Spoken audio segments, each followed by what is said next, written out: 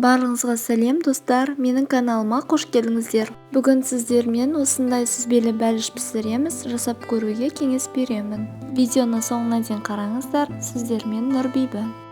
Қамырын жасау үшін ең алдымен ыдысымызға жұмыртқаны жарып саламыз. Және ерітілген сары майымызды саламыз. Содан соң оның үстіне қантымызды саламыз және қопсытқышымызды қосамыз.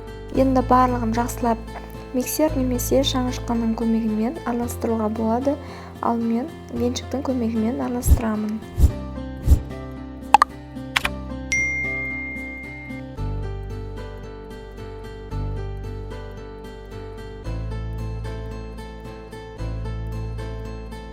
Ал енді ұнымызды үккіштен өткізіп, барлығын жақсылап венчиктің көмегімен араластырамыз.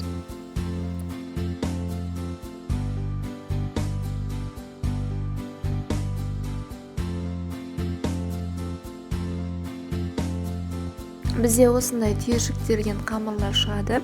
Осы қамырлардың барлығын бір-біріне жабыстырып, жұмсақ және қолға жабыспайтын қамыр дайын болады. Қамырымыз дайын, формамызға салып, тегістеп жаямыз. Менің формам 24 см, ал сіздер 26 см форманы пайдалануға болады. Астыңғы бөліктерімен қолымызбен жайып шыққан соң, жандарына жағамыз. Формамыз дайын, біз салмасына дайындап жатқанда формамызды тоңазытқышқа қойып қоямыз.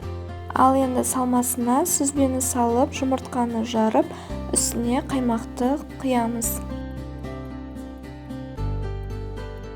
Содан соң қантымызды қосамыз.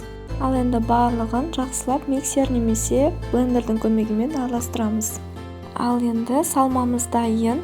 Қамырымызды тоңазытқыштан шығарып, салмасын бетіне құямыз.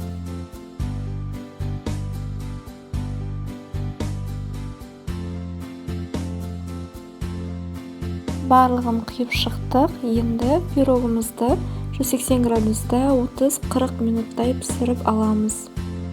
Мен әсемдеу үшін құлпынайды қолдандым. Сіздер өз қалауларыңызша жемістермен әсемдеуге болады. Біздің пирогымыз дайын. Формамыздан суытып алған дұрыс, өйткені пирогымыз сынып кетеді.